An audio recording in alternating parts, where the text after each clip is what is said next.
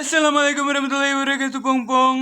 Kita hari ini buat sejenis dengan mango Thai tea, tapi ini dari dragon fruit atau buah naga. Ini dia prosesnya, bye-bye. Bukan proses sih, ini udah jadi. Apa namanya, dragon fruit Thai tea-nya tinggal diparutin keju. Parut keju. Kan kemarin tuh nastar yang keju. Yang nanas. Ini nastar yang strawberry. Gak boleh memang. Oh, itu mah dia pesan. Oke, Asing.